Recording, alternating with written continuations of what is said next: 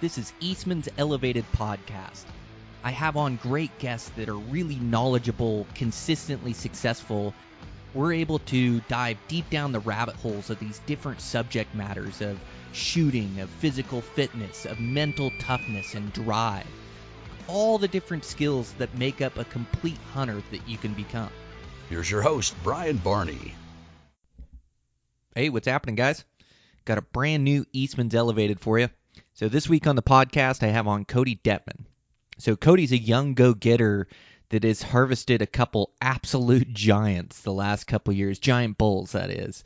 And man, he just loves to elk hunt, and he's committed himself to it. And so I wanted to get him on the podcast, be able to share his story, you know, some of the tactics he used to kill these bulls, and then just his commitment level to bow hunting elk.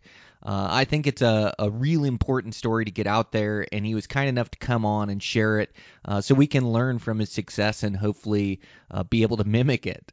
Man, it's just these bulls are absolutely out of this world. So impressed by what he's been able to accomplish, and you'll hear throughout his story the reason why. So we'll get right into the podcast. Just want to thank a couple sponsors. I want to thank Eberly Stock Packs.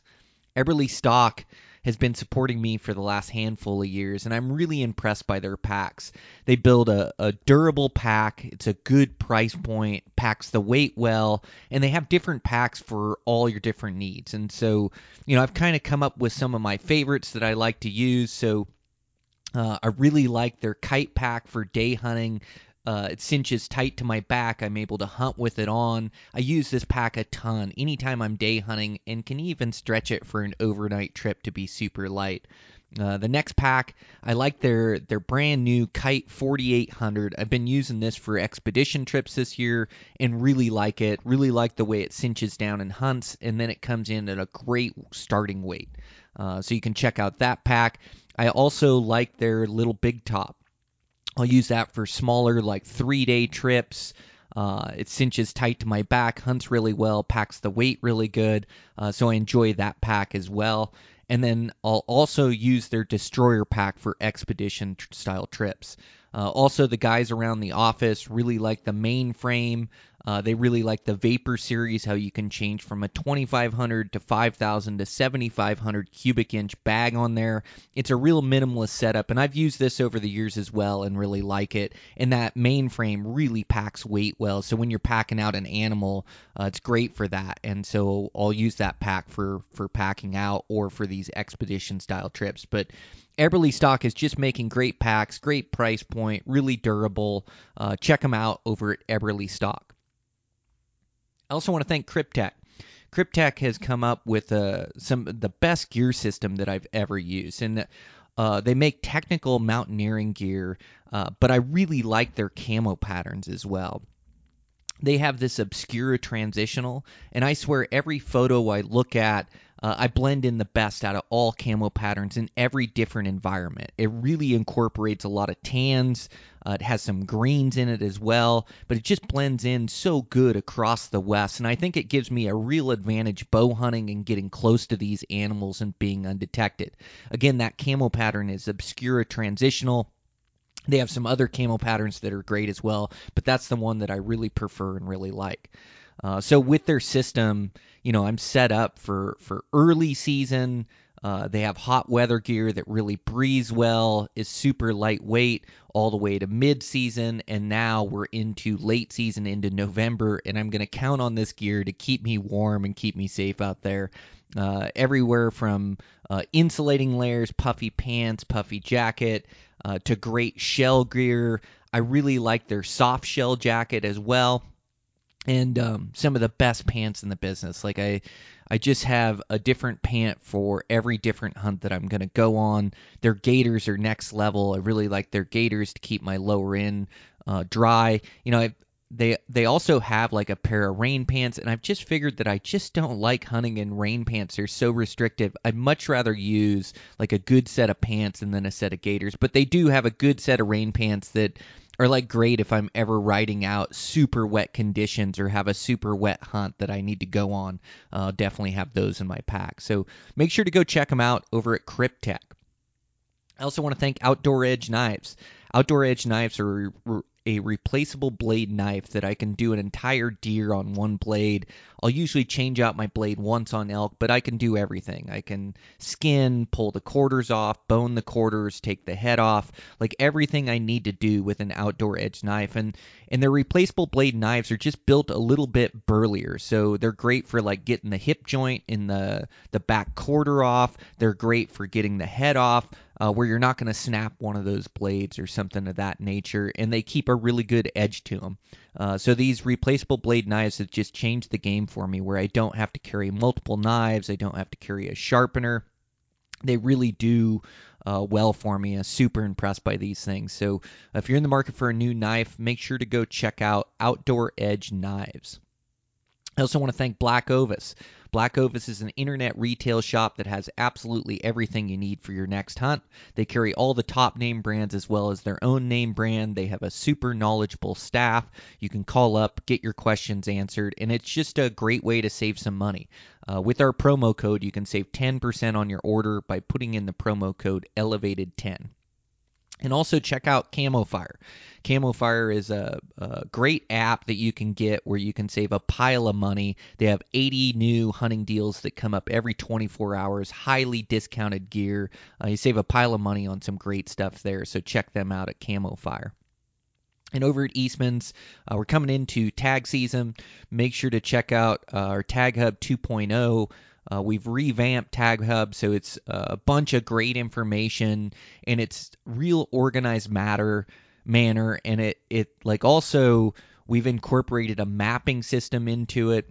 So we've really put a lot of work into this program, and really this program helps me put in for all these out-of-state applications and really helps me find opportunities out west. I can look up so many statistics on this thing, from harvest data to cow to bull ratio, buck to doe ratio. Like, there's so much good information in there. I can find out how many, what's the success percentage of rifle hunters? What's the success percentage of bow hunters? How many bucks were taken out of There's just so much to sort through here. So you can check that out at Tag Hub.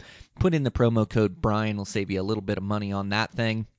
You can also check out our mule deer course. Put in Brian MDC. That'll get you a free MagView adapter, and then also save you 10% on the course.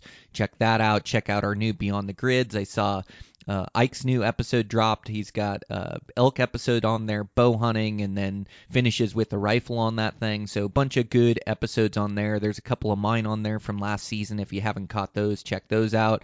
And then Dan Picard with his 2 biggest bulls to date. Those are the first 2 episodes. So you just search Eastman's Hunting TV on YouTube, and then that Beyond the Grid series will pull up. And man, I think I've covered it all. Let's get into this podcast with Cody Dettmann. It's a great one, a great conversation back and forth. And thanks again to Cody for coming on. I'm your host, Brian Barney, Eastmans Elevated. Here we go. Oh, dude, crazy to get you on, man. Man, you've been hard at it. That bull this year, man, that thing's an absolute giant, dude. How sick was that thing coming in? It was crazy because the first couple of days was really hard for me. It was so hot in New Mexico, and I was trying to hunt around water, and I ended up finding a spot from camp that was 13 miles away from where I was camping. And I wanted to try and pick the most remote location that I could, where I could. It was so different because in Colorado, I'm so used to sleeping on the ground or packing in for a couple of days and taking the Silverado and sleeping in the back of the truck and just kind of hunting out of the truck and trying to find elk that way. And I ended up convincing my buddy to go down and scout during the summer. And it was a 13-hour drive from here, so it's a lot of driving. But ended up going to this spot where I actually ended up shooting this bull. I found a nice water tank, and around that whole area was just great with sign. And I ended up running into a 7x7 bull, scouting that area, and he was just beautiful. and velvet and everything symmetrical, and never ended up finding him. But I just knew like this area back here was about as remote as this area could get. And with it being so hot, I just knew eventually these elk would come to water midday, morning, or, during the night. And that's just where I ended up getting this bull. And everything just worked out perfectly. I mean, not perfectly, because I ended up, I ended up shooting the bull and hitting him in the liver, and didn't recover him until 2 days later. But Yeah, it was such a bummer. Yeah, I felt for you, but there's nothing you can do. You like make your best shot, and then you just have to put forth full effort and try to locate that thing. Like no right, matter if time's clicking off or not, they build those bulls so damn tough, don't they? Even with a good fatal liver shot, they can still go a long ways. it's crazy. Yeah. I I was I was looking through the binos at him, and he only ended up running 100 yards, and it was the weirdest thing. He just stopped, and looking him through the binos, perfect height, perfect, left and right, but ended up being I was a little too far to the left, and he just wouldn't go down, and I was just in shock, how far he ended up making it from where I shot him. Hmm. Um, Dude, there's a certain shot. So you said like good left to right, good up and down. Usually that up and down's like crucial on these animals. Did it Right. enter in perfect and come out low and back, or did any of those the entrance or the exit end up low and back?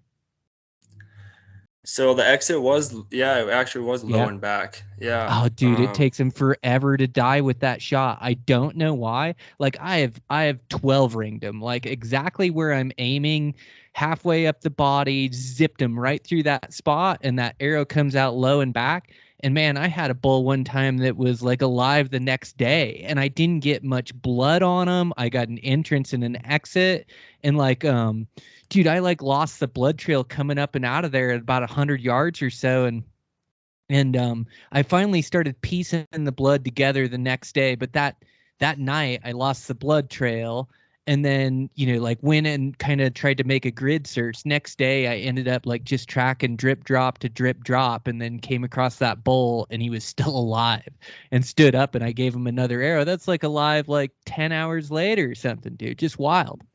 Yeah, they're so tough. It's incredible. The arrow was a full pass through. But like you were saying, or with my bull, we found where he was standing, and he was dripping blood. And then it's like it just disappeared, clotted up, and he went down, and he went up this little ridge where I never thought he would have went.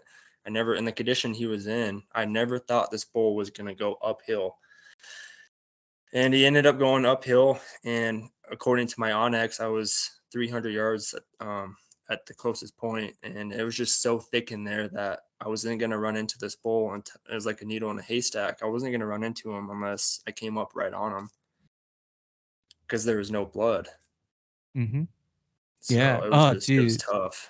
Oh, dude, that's a soul crusher. It's like bow hunting. Like you can have the highest of highs, but boy, it can sure take you to some low places, especially something like that where you do everything in your power, put a good arrow into him. It's just like there's so many variables, so many circumstances that can have, and that the bow and arrow rig is so lethal. And it's like you put the right shot on them and they die, and even your bolt died like he was supposed to. It was just a liver hit and went a little bit further and got in that dog hair where you couldn't find him. But dude, Right. same thing. I had a buddy like liver shoot a bull that went straight uphill for like 300 yards. And luckily we had snow, which makes it a lot easier to track that drip, drop, and able to find him. But yeah, he went uphill for 300 yards and then, died right up there. We found him like a couple hours later. We didn't even have to give him a half day or a full day or anything. But yeah, I know that shot when it exits low and back. I've had it happen with antelope, with elk, and with mule deer.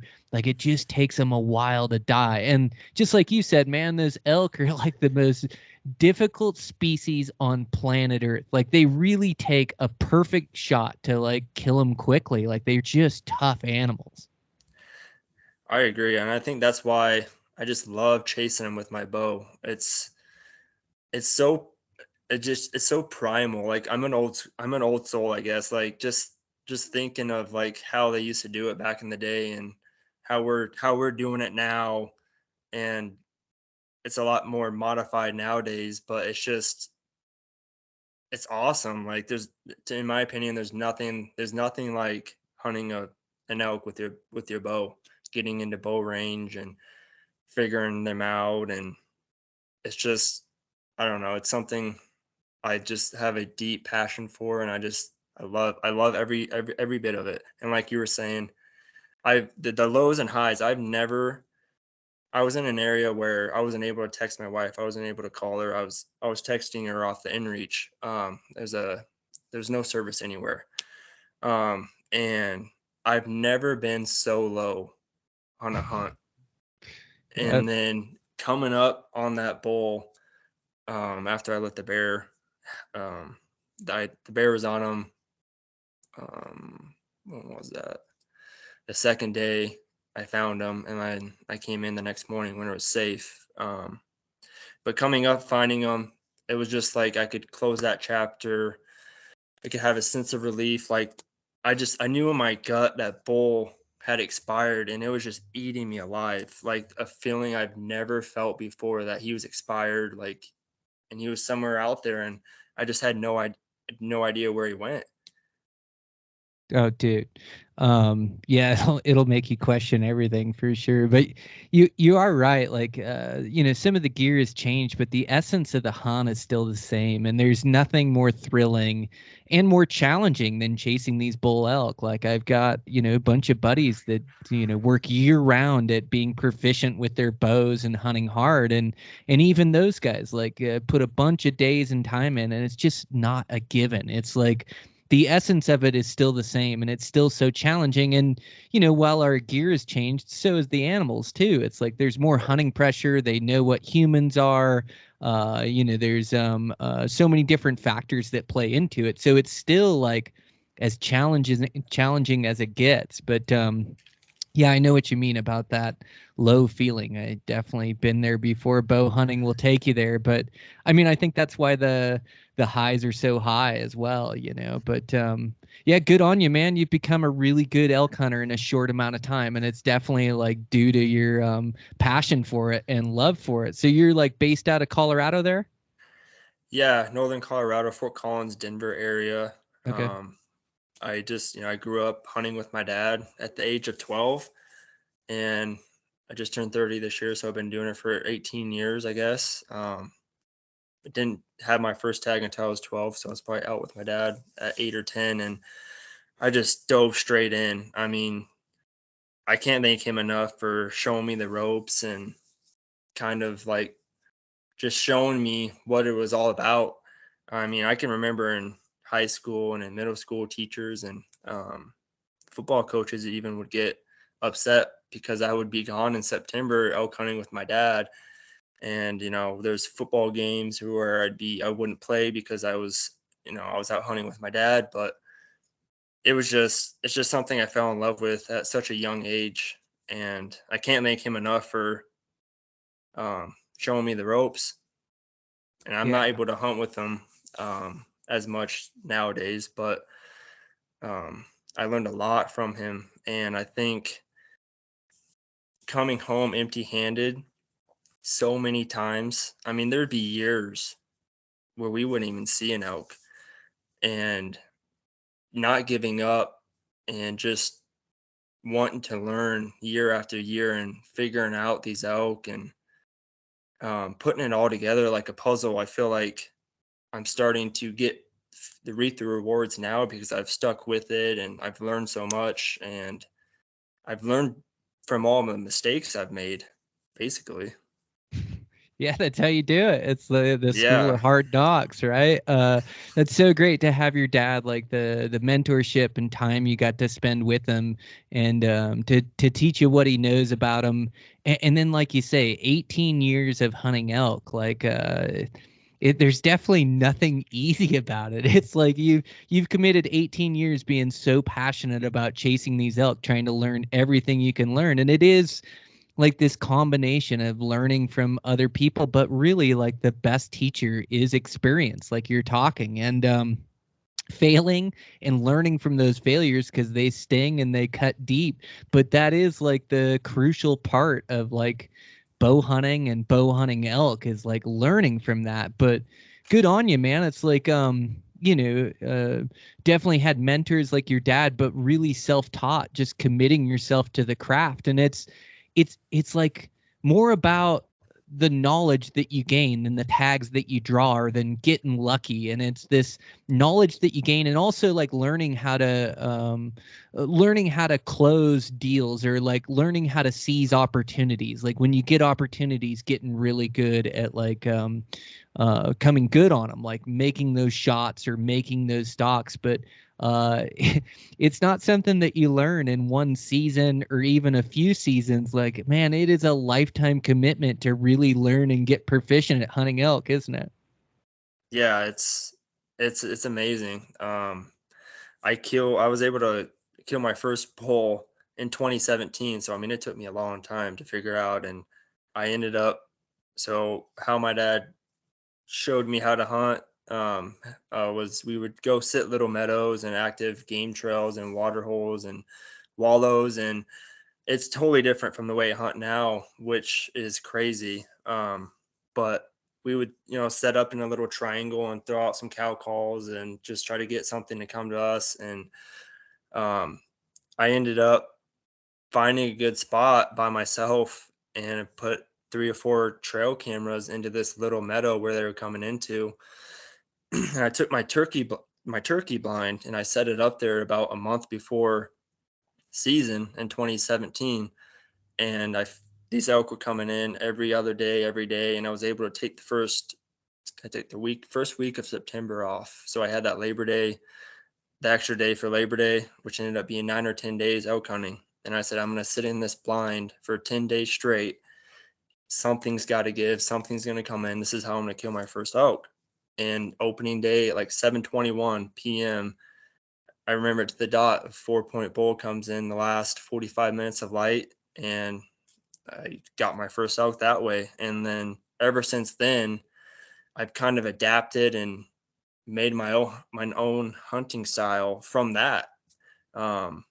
Because sitting in a ground blind killing elk, I mean, I think if you find the right area, is very effective. But chasing them and stalking in on them, learning the wind, the thermals, like it's a whole different ball game. And I just love it. Like that backcountry experience, I never got to do that until about 2020. I didn't even know really that style of hunting until 2020. And then it was just like the doors opened of all these other opportunities of how to hunt elk. And not that my dad was wrong for teaching me the way he did, but it was just so secluded and like so like it was one way when there was whole different opportunities of doors. And I've been able to get 5 bulls and 1 cow since 2017 because of what he taught me and how I've kind of just made my own hunting style, I guess, and learned from my mistakes and stuff like that. Oh, dude, I think that's it. I think we all have to like build our own style. Like we can take pages from somebody else's book and apply it to our own hunting. We can learn from other people and further our game. But ultimately, yeah, I think you have to build your style of hunting. You have to build your style of aggressiveness or patience. And sitting a ground blind is super intelligent. It's like, but you have to be so patient. And then you're playing a chess match with when they're going to show up. But a lot of those things like are really good. Like you go into an area, you're really low impact, like you're not stomping around or getting your scent around, and then you're like finding these locations that they frequent, and so you're dialing that in. But I'm like you, where I like to go on the chase. Like I do think that there's such a multitude of factors that play into it, just like you were talking about the wind and your movement and the topography and finding elk and covering country. And then, I want to get into further like your hunting style, like the backpacking style that you found in 2020, and then also the style that you talk about where you killed this bull down in New Mexico, where you used roads and you used your truck. Like I think it takes being able to use these different ways that you go about hunting these units dependent on the access and the pressure and where the elk are. And so I think that's really smart. But I'm like you, man, there's nothing like taking the chase to them, like getting out there and getting in the mountains and go finding them and then making a play and making something happen. And man, they are not easy to sneak up to, and definitely the big bulls. So like, is your style now, are you like these last couple big bulls that I've seen you kill, this New Mexico, that last wide Colorado one you killed, like are you calling to these bulls? Or are you spot and stalking them, or what is your style that you've adopted here, like of the last few years, that's really working good for you? So I would say I'm not calling too crazy. I'm probably calling a lot less than I was taught or raised up on. Honestly, just walking, glassing, throwing out a few soft cow calls, maybe some calf calls here and there, trying to locate anything that way. Um, in 2021, when my goal was to shoot my first mature bull, and the style I wanted was my backcountry style hunting. I wanted to go into an area or a drainage and have 2 or 3 days worth of gear and food and supplies. And if the elk were in there, cool. If they weren't, I wasn't gonna like force the elk to be there. Um, if they were in there, I was gonna hunt them. If not, I was gonna back out and relocate. And I ended up calling this 2021 bull in with 4 or 5 cows, and he just thought I was another cow in his area, and the cows ran 40 yards broadside in front of me, and I cow called and was able to locate and get this guy down. But yeah, I just think my hunting style is probably just calling a little and sleeping. I would say sleeping wherever I stop at night. I'm going to position myself to where I can hear elk. And I think a huge change for me is trying to listen during the night where these bulls are bugling, if they're talking or not, and trying to locate them that way. I've heard a lot of elk during the late nights, 2, 3, 4 o'clock in the morning. And I took that into New Mexico. I was getting up when everybody was, just probably in their campers and stuff. But I was getting up at 3 in the morning, and I was just driving roads and trying to listen. And my goal was always to get to that point I wanted, where I got that bull. But just learning and hearing where the elk are at night was a huge game changer for me personally. Yeah, good for you, man. It's so smart. Yeah, it's like they rut the hardest at night. And yeah, if you're out there, it's usually still, you can usually locate them. In fact, the bull that I killed this year, I located the night before in the dark, just listening, and could hear him go off, and then showed up real early the next morning, like you're talking about. And actually started playing and trying to get close in the dark and getting the wind right. So when the lights came on, I was like in position to get on them and make a play on them. But yeah, man, that's so smart. So yeah, it sounds like you use a combination of definitely like glassing and moving country. I love what you said. Like you go in there for 2-3 days. If they're not there, you back out and go to some other place. Like being mobile, I think, is so important as well during elk season. It's like, I don't do good waiting for elk to show up. I do good like going and finding where they're at. And they like elk hunting, they're not spread out throughout the mountains. There's like pockets of them. And so you have to be good at like locating those pockets of elk. And like, I always say like the key to killing elk is being into elk. And so you're putting so much emphasis on finding these bulls and being into them. And then, I really like your seductive cow calling, like making some cow and calf sounds, but not overdoing it and not making these, it's like, a lot of the sounds, it's like where you make them from. So that big bull that you called in Colorado with his 5 or 6 cows, I do notice that you call in their cows quite a bit too with cow calls. But I think a lot of this calling is like being where they want to be. So I don't think that bull turned around on a dime and came with his cows back to you. I think Right. that bull with his cows were probably headed in your direction to go bed, to go change drainages, or to go up to that ridge. And correct me if I'm wrong, but I feel like you were making those calls from the right spots is why that bull came in. Yeah, for sure. For sure. I was able to get in between, the cows and that bull to where they were going, and throwing out cow calls into a direction behind me, and then Mm-hmm. moving. So I'd throw out a few cow calls, and then I would move 10 to 15 yards up in front of me, so they Smart. wouldn't really, because I mean, when I was throwing out those cow calls, a few calf calls for that New Mexico bowl, the way those cows came in, I did the same thing. I threw a few cow calls and a calf call behind me, and I moved 10 to 15 yards to the only tree blocking the cow for me. And she came in trying to win me, and she knew exactly where those cow calls came from. So I think calling is great, but I love being able to stalk in on them if I'm able to. Mm-hmm. Yeah, me too. It sure is nice to be able to move. Yeah, they can sure pinpoint those sounds like to an exact spot, can't they? Like it's amazing. It's crazy. Um, yeah, it's amazing how they know exactly where you just called from. Mhm. Oh man, to the exact spot. Yeah, for sure.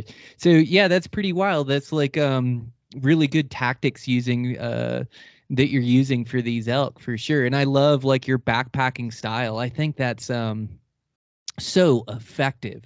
Like if you can just go super ultra lightweight and like, you're not packing in 10 days worth of stuff because it's so hard to keep days. And so going with your 2 to 3 day mission, and then I can go really light for a 2 3 day mission. Like a lot of times I don't even need my tent. I'll just bring a little bivy sack, my bedroll, and a sleeping pad, and a little bit of food. And the nice thing about elk country is you can always get water. But just being able to hunt with that camp on my back, it seems like I can cover country, find where the elk are. And I think you actually save energy, especially like hunting these mountains where you don't have find the elk and then come back to your truck and start again in the next morning.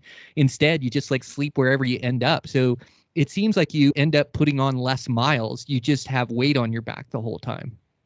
Right. Yeah, I would agree with that 100%. It's definitely allowed me to be able to have more opportunities at finding elk, calling in elk, stalking in on elk, and really dialing in, okay, what's a really good opportunity that's going to give me a good chance versus not. And being patient, and like I mentioned earlier, understanding the thermals and the wind.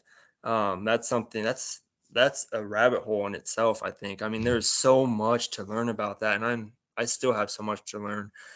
Um, but understanding the thermals for me was a game changer, because I feel like that's how I've messed up on a lot of my elk opportunities, because you can get away with a little movement here and there, and elk are loud when they need to be loud, and but you're not gonna fool their nose. I mean, at least I can't. No, I stink way too bad. Right. Yeah, that's dude, that's totally it, Cody. You're on to something. Like I've been having this exact conversation with some of my good buddies this year, just about, and I always talk and emphasize like how important the wind is. But dude, I think it's everything when you're hunting elk in these mountains. It's like knowing those thermals, knowing your directionals, knowing how it blows over a ridge or down in a bottom, because a lot of times it can be going right to left as a dominant wind, and then you get down in the bottom and it'll be going left to right. Or the thermals are supposed to act a certain way, but you get a storm front that rolls in and it totally messes with them.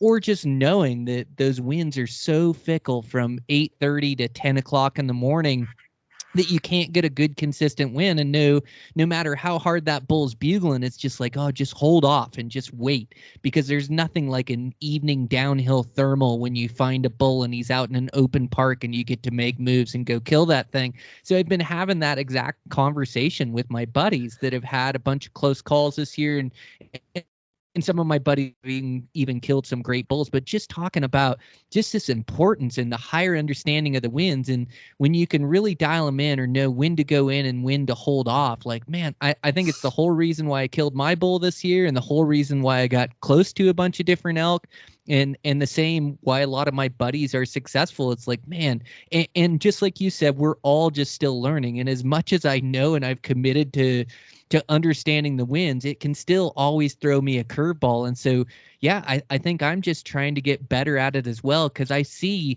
that, man, if you could just take that variable out of bow hunting, like you would be so successful, And so, I didn't get winded much this year. I played the winds really good, and I think that's why I killed a bull. But, man, I think you're on to something. A higher understanding of that wind is going to equal more dead elk in the end.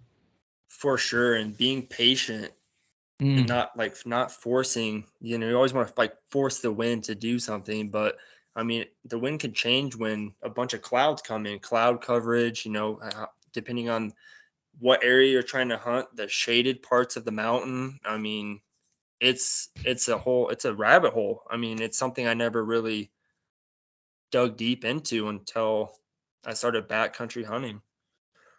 Yeah, it's a good point, dude. The shade, the sun, the timber, the meadows, the time of day, the storm fronts that come in. There's so many variables to it, and just the way the wind wraps around places, It's like I have this one basin that I always find elk in. In fact, I saw elk in there again this year. I didn't get in there like I wanted to, but it sits on the lee wind side, so it sits off the north side when we get like a south wind, just for like reference.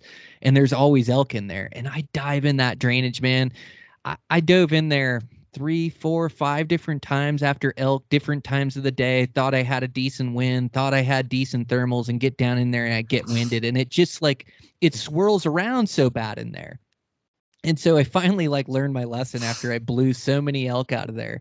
And I'm like, no, I'm not going in there anymore. I don't care how big the bugles are. I don't care how many are down in there. That's I'm going to hard. sit on the edges and go hunt them, And so I sat on the edges of this basin, and finally this great bull chased his cows up and over and on line that now I had a good south wind, and I was able to get behind him and then kill that bull. And still to this day, he's one of my best bulls.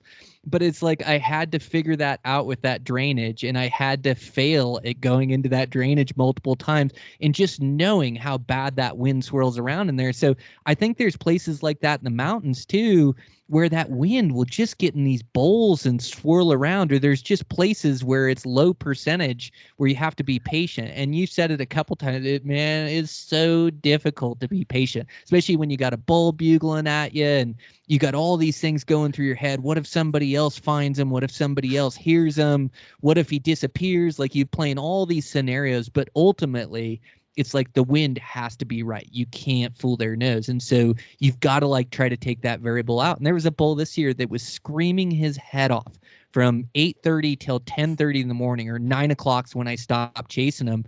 But I just knew he got in the thick downfall. and the winds were going every which way, that I had to sit back at 200 yards is the first place where I stopped, 200 yards from him, and then scooted back to 400 or 500 yards so he wouldn't catch my wind, and had to listen to that thing just scream for an hour, and I couldn't do anything about it because I knew those winds were bad. But like I think that's what kills elk. I really do, because once you bust them, then you got to start over. It might be 2-3 days before you earn another opportunity that's even close to that. Could be a week. Right. Yeah, for sure. And I think patience kills the bull.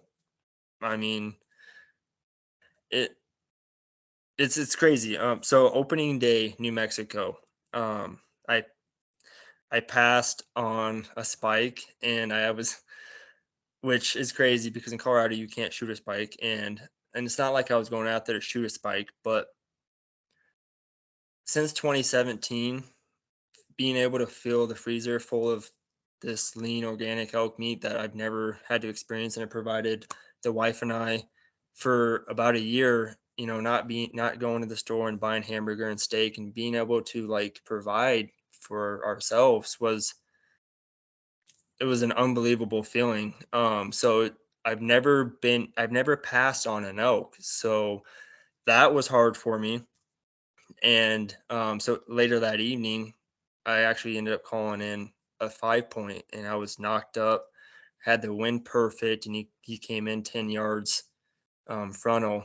And I don't know what it was, but I didn't, I didn't have it in me. Like, I don't know. I passed up on another bull, and I remember texting my wife on the inReach, saying, like, what did I just do? Like, it's so, like you were saying, it's so hard to earn these opportunities. I've just passed up 2 elk on opening day, and I've never passed up on an elk before. So I just had instant regret of, did I just blow my one opportunity?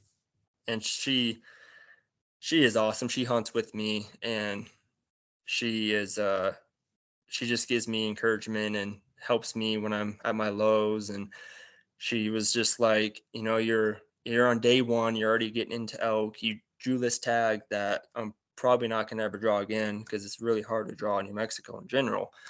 She said, when it feels right, you'll know, and you'll get another opportunity.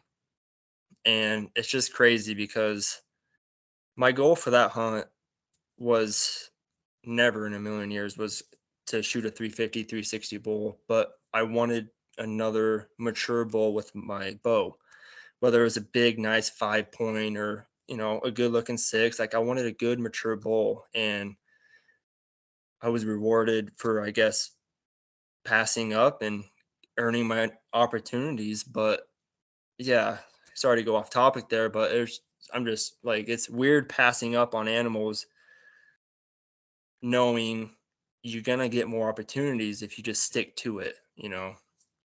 100%, man. It's one of the things that make it tough to climb the rungs of the trophy ladder, for sure. It's like it's tough to pass up on opportunities like that. And yeah, it's just and you know how tough they are to get those opportunities, and how tough it is to kill an elk. So yeah, same, man. It's like it's tough. You got to have your level or your line, that what you're happy with, and then go for it. And like you say, it's elk are a difference maker. Like, to have that meat in your freezer all year long. Like, me and my family count on it as well. And deer just can't fill the freezer like an elk can, Right. And so it's tough. I'm like playing with fire every elk season. I'm like trying to set my goals of a bull that I really want to kill, that I'm really stoked with, and also making sure that I fill my tag and I get that elk meat, so that we have meat throughout the year, and I don't have to, there's always other ways. I could get 5 white-tailed doe tags or something like that. But Right. I like hunting, and I like killing elk, and I like eating elk every year. And so therefore, I got to set my standards, like on a bull that's obtainable for me. And sure, I love 350 plus, 360 plus bulls, don't get me wrong, but there's like a level of mature 6 point herd bull that I'm stoked with, that if I get an opportunity at a bull like that, and I'm going for it. And I almost think like your goals have to match your opportunities, or the opportunities that are available. Like if you set your sights on a 350 bull and you've never seen a 350 bull, like it's going to be pretty tough to find and kill one of those things. So I like to base my goals on opportunities. So it's like when I set out to kill a 320 bull, I look at the season before and it's like, well, how many 320 bulls did I find? How many 320 bulls did I get chances at? Is that a feasible goal for me? And the better my skill set gets, like the better elk hunter I become, the better I am at locating and finding elk and then at making it count when I do find them on the stock, the higher I can set my goals. But I totally hear what you're saying, man. It's those opportunities can be few and far between. And so if it's a bull you're happy with, man, you got to send an arrow through him. But good on you holding out. You learned how to pass a couple bulls, which was really tough. But I feel like your elk hunting's getting to a level now where you should pass those smaller bulls. You should pass spikes and smaller, like 5 points, because your opportunities are greater. Where you're getting into more elk, you're finding more elk. Like you're gonna have more opportunities, and then you had a good tag in your pocket too. So it's like, man, I know there's some good 6 points running around here. Like, I'm just going to hold off. I'm not going to shoot this satellite bull. More will come. And then your wife's like such a good support system. Like, sounds like she's a good bow hunter as well. And when you got somebody that encourages you, like, hey man, don't sweat it. You're going to get into more. Like, this is a good thing. You were into elk the first day, keep trucking to make you believe in the bigger picture, that you'd set out to accomplish. It was just it was all done really well. It's like man, there's just there's so much to bow hunting these elk and so much that runs through our minds throughout a season. And we could just see the picture of you with that giant New Mexico bull and go, man, Cody's got it all figured out, man. He's got big bull after big bull. He's killing them. But to like share, those thoughts that you have when you pass a 5-point bull, like I think that's really important. And that's like the growth of elk hunting, So, I mean, just kudos to you, man. It's such a good bull. And I love that wide Colorado one you shot as well. And then, like you said, 5 bulls and a cow since 2017. Man, you're killing it. Thank you. I appreciate it. Yeah, it was a crazy feeling for me passing up, like you said, on those 2 bulls because it provides meat year round. And we've been literally living off it and enjoying it and having friends over and since 2017. And it's a feeling I've never experienced until I was able to, because I was, we never, with my dad, we were never able to get an elk. So I was never able to experience that. Dude, they're so tough to kill, isn't it? There's a lot of guys that are still out there chasing elk. It's like, sometimes it looks easy when we look at social media, but we have to remember, how many hundreds or thousands of guys that we're following and really proficient hunters, and you get to see the highlights, But yeah, I mean, the reality is like, I know in my state, like to kill a bull elk with your bow and arrow, success odds run around 5 to 6%. That's like 1 out of 20 guys, or that's 1 out of 20 years that that you kill a bull if you're playing by the odds.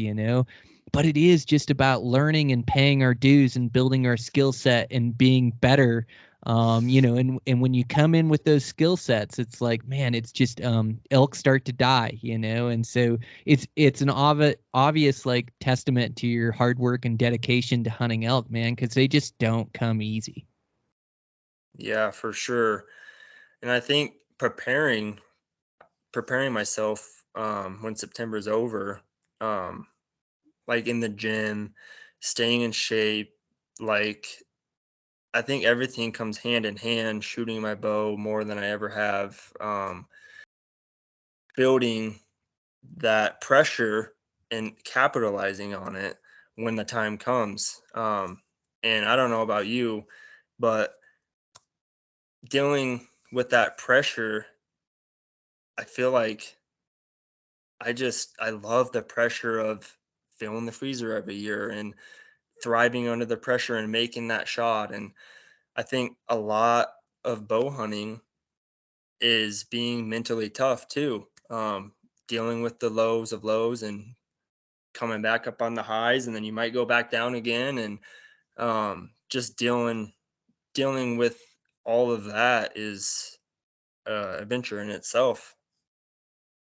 Dude, you can see why you're killing elk. It's like you have the right approach and the right attitude. And it's wild. Like we start to see a little bit of success, and guys like us, it makes us want to work even harder. And I think like what you're talking about is that drive and that passion for it, and you taste a little bit of success and it's like, man, I want to feel that again. Just like that big wide Colorado bull that you killed. And you're like, man, I really want to kill a mature one again. It's like you put in all this work and effort and commit yourself wholeheartedly to something and then accomplish your goal.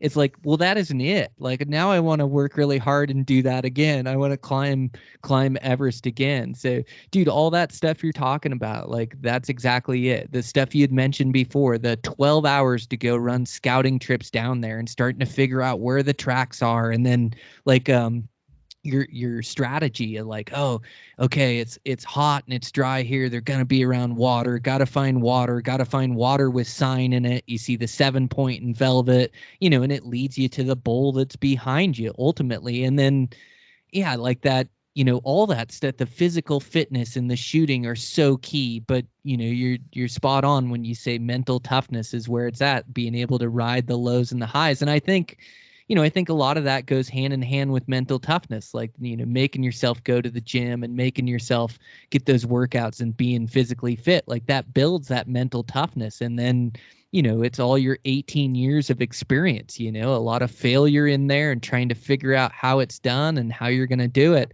Like, I think that all goes in to build the man you are, and the mental toughness you have. And, you accomplish this stuff, but then you just can't rest on your laurels. Like it's like you're over elk season now, and I bet you're right back in the gym and right back to working hard, thinking about next season and what you're going to do to fill an elk tag. Yep, I'm sitting in the sauna. I'm sitting in the sauna at the gym now, just suffering and just like trying to build my mental toughness. And I hate sitting in the sauna. It's so good for you though. I want to get out at like 20-25 minutes, and I try to stay in for a half an hour, and I'm just constantly fighting myself. Like it's so easy to give up and just throw in the towel, but if you're able to push past that and stay that extra 5 minutes, run that extra mile, do that extra rep, it just pays off. I feel like. Oh, dude, 100%. Yeah, you're speaking my language. I was like hopped in a quick sauna before I got on the podcast and was sitting in there. And then, yeah, I was on a good run yesterday. It was a good long run, but I'm right in the middle of my hunting season. So it's like, I filled up my elk tag, but I'm still helping buddies and getting ready for a mule deer hunt. And so I'm just not running as much as I normally do. I'll do it whenever I can make time or go for it, but all my effort is into hunting season. So I went on a run yesterday and it was a good one, like in the mountains, like gained a bunch, lost a bunch. And I just found myself stopping. I'm like not quite in the running shape that I would be in like at the end of summer or whatever.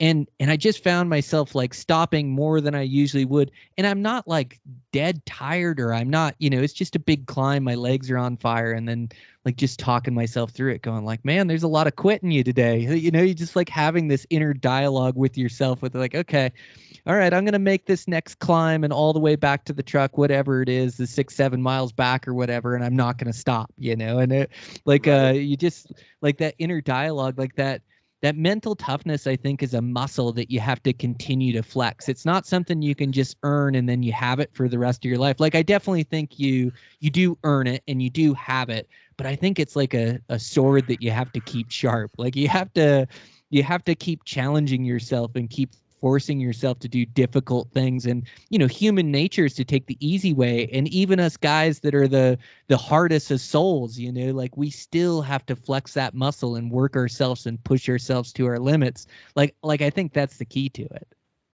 Oh, for sure. And a big thing for me in the past couple of years, especially when I set my goal to be in 2021 to harvest my first mature bull, that's what was my main goal, was really manifesting and just envisioning everything in my mind, like notching my tag, drawing my bow back, settling and releasing that perfect arrow and packing out the bowl, just really envisioning the situations and just being positive in general. I was never a really positive hunter growing up because we wouldn't be getting into elk. We wouldn't be seeing elk. And I think changing my mindset to being more positive and okay, if there's 6 or 7 trucks at this trailhead, that's okay. Like, don't be negative about it. Go into it with a good attitude. Believe in yourself, which I have a hard time giving myself credit and, talking about myself in general. Just believing in what you can do out there. You don't, everybody's got their own hunting styles. And I've heard you say multiple times, be undeniable. And gosh, that just hit me. Like, that's it right there. Like, it's, I think archery hunting in general is 80 to 90% mental. Like, you're constantly fighting yourself and you just have to push through. And sooner or later, you're going to be rewarded with an opportunity. Dude, that's a really good description of it. I love that you say you manifest it. It's like you do. It's like believing you can do it, believing it's going to happen, and you're able to create it. And I also like you talking about the struggle and the self-doubt. And I think that's something that we all have to face, is believing in ourselves. And there's always going to be hurdles. There's always going to be challenges. But I like how you think through that hunt. Like, a lot of times I overcome challenges in my own head that I think I'm going to see. Like you said, the trailhead, try to picture the trailhead and a bunch of trucks, and trying to keep a positive attitude through that, and not get negative and go, oh, they've got them all chased around, or they're all out of here. It's like, instead you just spin it to this positive mindset of like, no matter what, I'm going to continue to put forth effort until the very, like, I've trained too hard. I've shot too many arrows. Like, I've spent too many years hunting elk and honed my craft to hunting these bulls. I've done too much to go out and fail or to not believe in myself. So I'm going to give it 100% no matter what. But yeah, man, I think that's like such an important piece of bow hunting elk that isn't talked about. Is just like that inner dialogue with yourself, the self-doubt, and the days upon days of effort. And like, it's easy to sum up a big hunt, to talk on a podcast for an hour about a hunt that you spent 8 days doing or 9 days doing. But the fact of the matter is in those 9 days, man, you hit a lot of highs and lows and self-doubt, and not find animals, to maybe find the one animal that calls in and then be clutch and be able to make a shot. Like, it sums up pretty easy. But in the duration of a hunt, man, the longevity of it and the highs and lows that you have to go through will test any man, I think. Oh, for sure. And talking about this New Mexico hunt, I picked out an area that seemed pretty remote. And when I went to go scout it, there wasn't anybody back there. I mean, the road didn't look like, it really should have been four-wheeler road, honestly. But I mean, it just didn't look touched at all. And I tried to pick the most remote area where there was somewhat water around. And opening I got there like 2 or 3 days before the hunt, and people just started piling and piling into this area. And it was really easy to start to think negative about it. But I didn't go down that route because of the time I put in back there. I knew what was back there. I believed in myself, just staying positive and believing in myself and trying to separate myself from the other hunters. I was going into that hunt, bringing my backcountry style hunting to New Mexico, which ended up working out for me. Early mornings, I would hear people driving by, already done with their hunts, going back. Probably go back to camp and hanging out and having lunch or whatever. And I would pack. I wasn't staying out there for 2 or 3 days. I was going back to my camp at night, but I was in there from 3, 4 in the morning, listening, trying to figure out, you know, what the wind's doing, if I'm hearing anything. And then to the last bit of light, I'm spending as many hours as I can in the woods to give me just one opportunity. And I think taking that style of hunting, what I've learned, it separated me from the people, hunting the first hour or two and then going back to camp and then coming, taking a nap or just hanging out at camp. And And then coming back for those evening hunts, I was really focusing on hunting the early mornings hard, working the bedding areas, taking it slow. Um, really wasn't pushing the envelope. And the area I was in, it was it was pretty thick timber. I mean, it was nothing like Colorado. It was down timber everywhere, and I could only see 20 yards in front of me. I could at least see 100, 150 yards. So I was really taking it slow, picking my way through with my binos, throwing out some soft cow and calf calls, and I'd get to an area, and about midday, during the hottest point of the day, which it sucked, but I wanted to sit the water because I didn't want to be marching around during the middle of the day. I just had this feeling that if an elk or a bull was going to come in get water, it was going to be during the hottest part of the day. Well, whether I was right or wrong, I'm not sure, but that's where I decided to spend my hours of the day. I didn't want to go back to camp, and then I would hunt that last evening, that last hour and a half, 2 hours. I'd get back up and I'd go work a different direction and just do the same thing and listen and just be really quiet and let the elk do the talking. And that bull ended up responding to a soft cow call, and I mean, I was able to put an arrow into him. That's so sick. You find that bull middle of the day?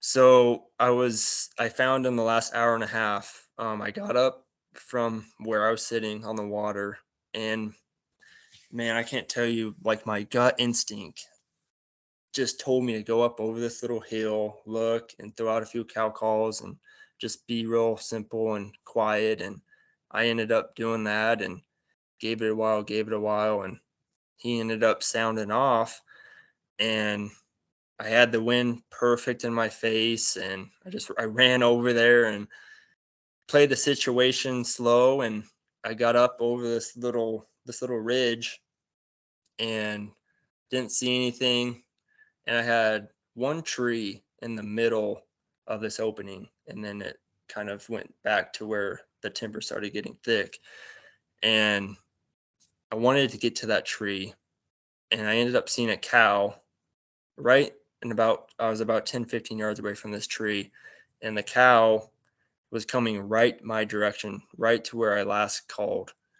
And I knew if I could block myself from that tree and kind of get right behind that tree, she couldn't see me. So I got to that tree, and that lead cow took that bull, was it 60, 70, 60 yards from my left to right to where I was calling.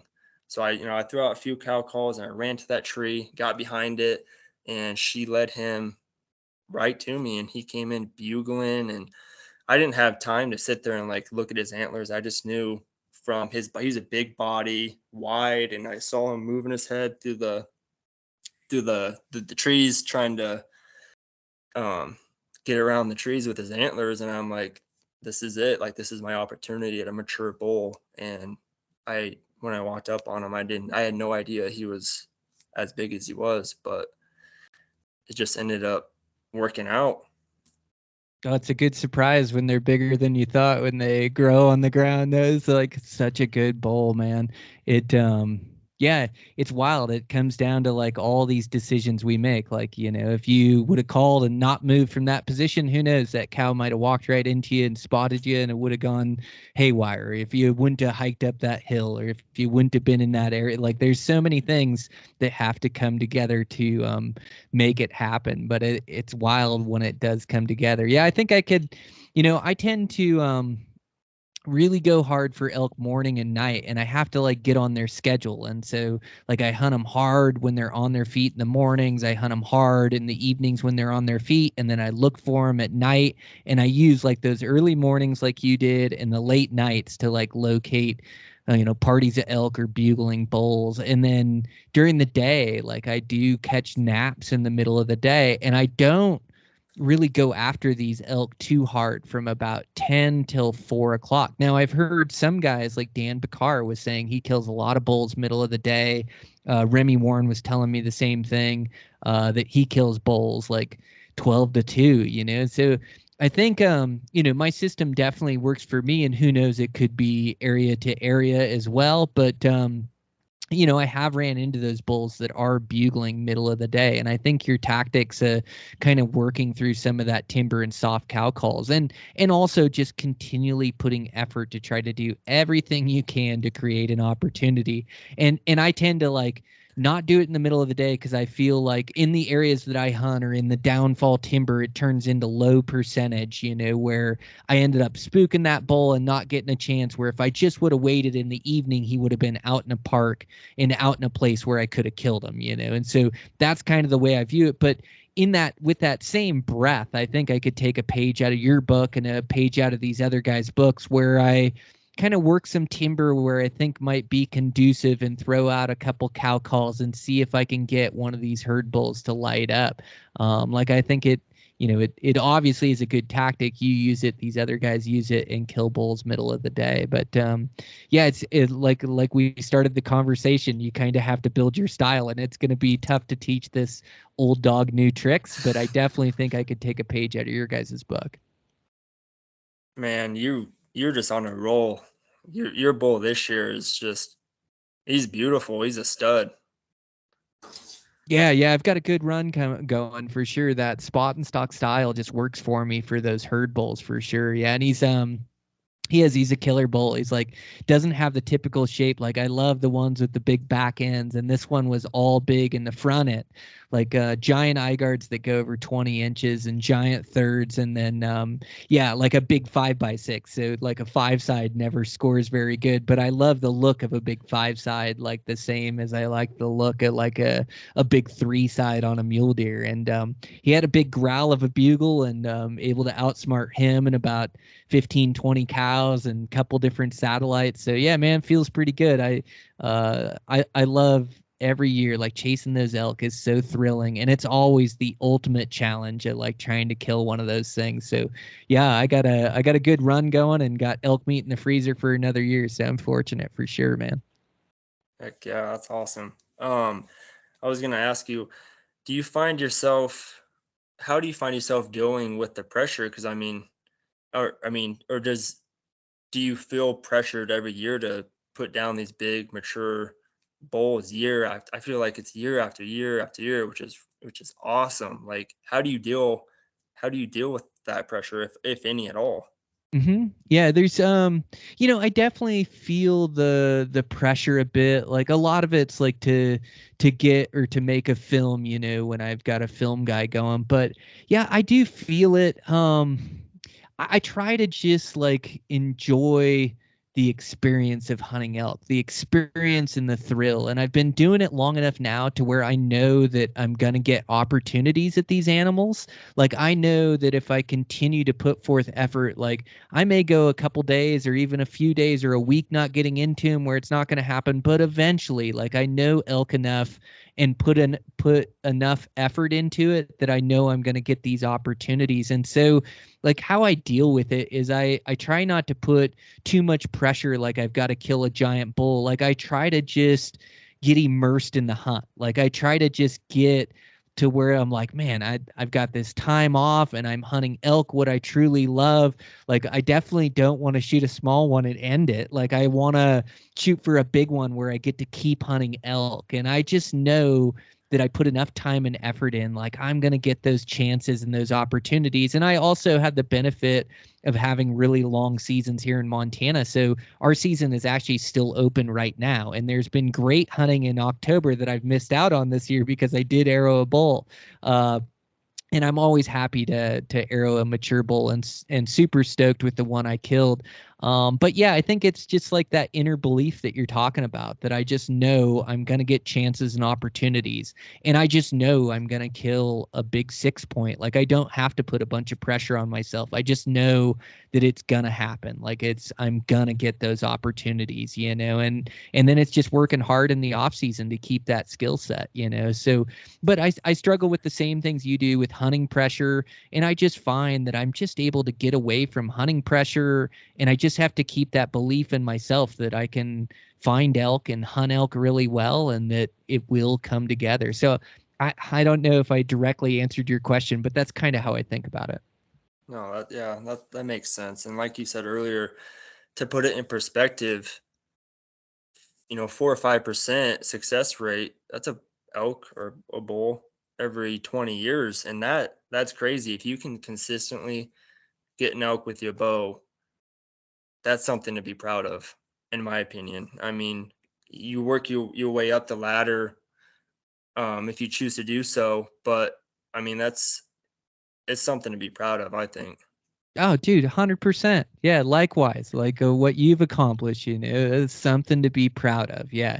And sometimes we have to take a look back, and we do have to give ourselves credit for the successes and like celebrate the hard work and the effort that we put in. It's like it doesn't last too long, and then we got to get back to work for next year. But I do think it's good to like be proud of yourself and go, yeah, man, I did good. Killed a herd bull this year. Like I've got a good run of herd bulls that I've been putting down. Like, man, it's I am proud of myself at the elk hunter I've become. And this is like always my dream. As a kid, I used to sit back and go, man, uh, uh, you know, I dreamt that I said someday, like I'll kill a 320 bull every year. Like if I'd set these goals or just look at it as such a far off distant goal, but if I could see myself now as a 25-year-old kid or whatever age I was when I was dreaming that big, like it is achievable and it is doable. Like you can kill big bulls year after year. You just got to build that elk hunting skill set. And I think that's what you've done a good job of, and why you're consistently successful and have killed a couple great bulls now the last couple of years. So now it's like celebrate our successes and get right back to work like you already are, right? Yeah, for sure. Yeah, what the effort you put in is what you're going to get out of it, I And think. I think there's no limit to how good we can get. Like that's the beautiful thing. That's why I love bow hunting so much. It's like even as good as I've done, I think there's another level to get. I think there's more effort I can put in. There's more time I can spend hunting elk. I think I can become more proficient, a better shot. I think I can be in better shape. Like there is no limit to how good an elk hunter you can be. And I think that's like one of the beautiful things that I really love about it. For sure. Every year is different. You can just get better and better every year. When I shot my 373 bull, I can't tell you how many people told me I would never, and I mean, they're probably right. They could be right. I've gotten, you'll never kill a bull like that again. You'll never come close. And to be able to get a similar bull, not as big, but in New Mexico, it's just like what you said. It every year, um, is different, and there's a new opportunity to chase, and it's the opportunity is endless. Yeah, that's incredible, Cody. Like couple just absolute slammer bowls, dude, and just a testament to your hard work and effort, man. Yeah, it's killer to see. And people will tell you that you're never gonna kill another. We're never gonna see another one like that. It's like, yeah, but it might be right for somebody. That's just not right for me. Like I'm gonna figure out how to do it again. It's like Right. I think where there's a will, there's a way for sure. And yeah, I've been told the same thing about multiple animals, and it seems like you can always hunt up another one if you're willing to work at it. So, man, I'm so pumped for you.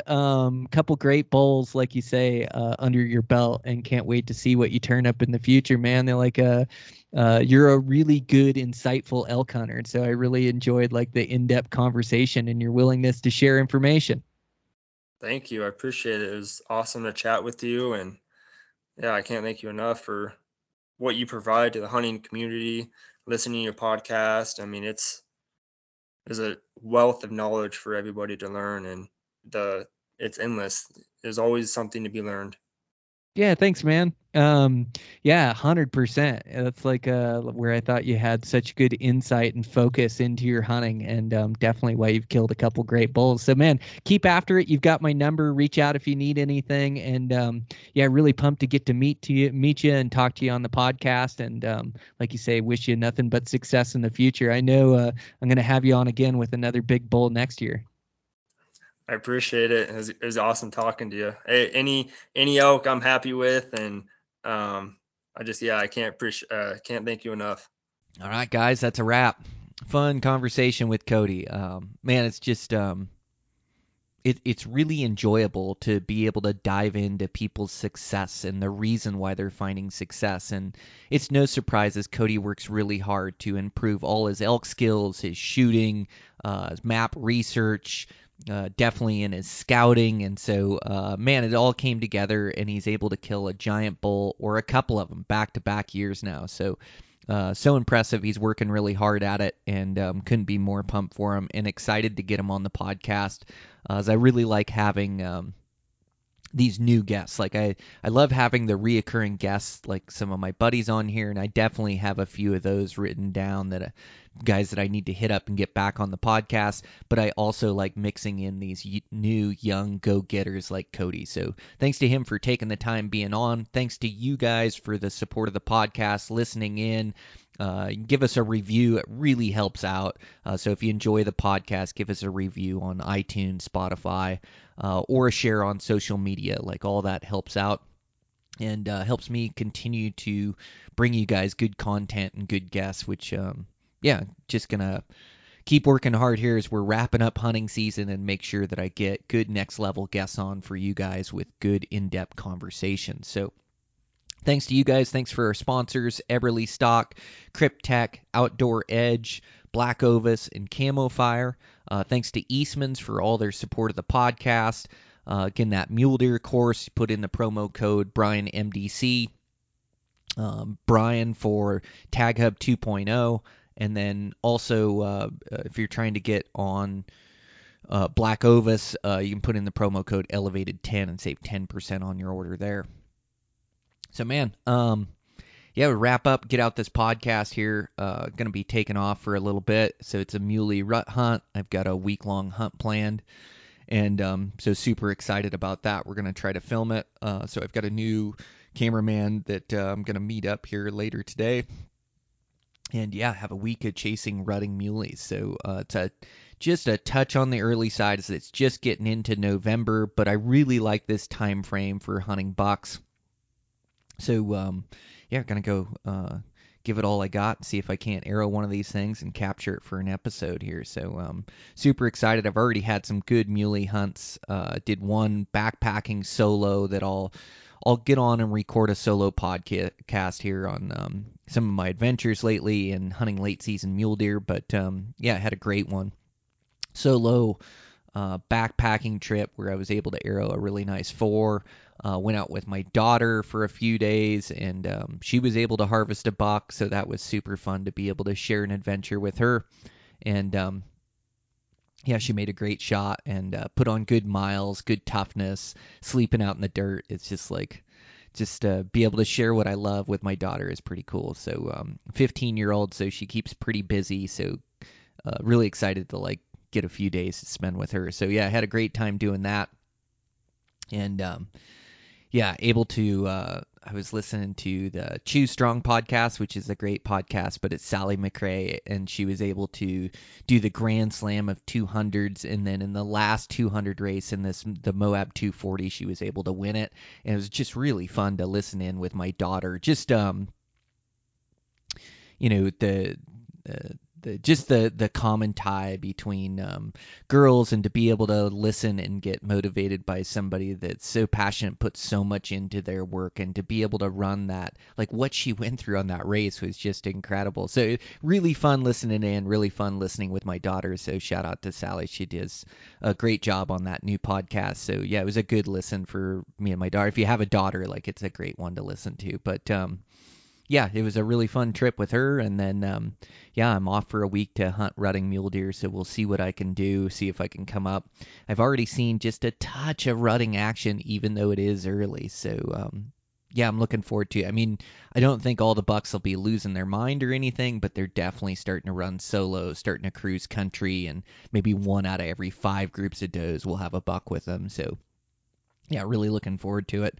Get this podcast out to you guys, and then get my truck loaded up and packed up here, and then get on the road and start doing a little bow hunting, or keep doing a little bow hunting. So thanks you guys for listening in. I really appreciate it. And yeah, with that, we'll check in with you guys next week.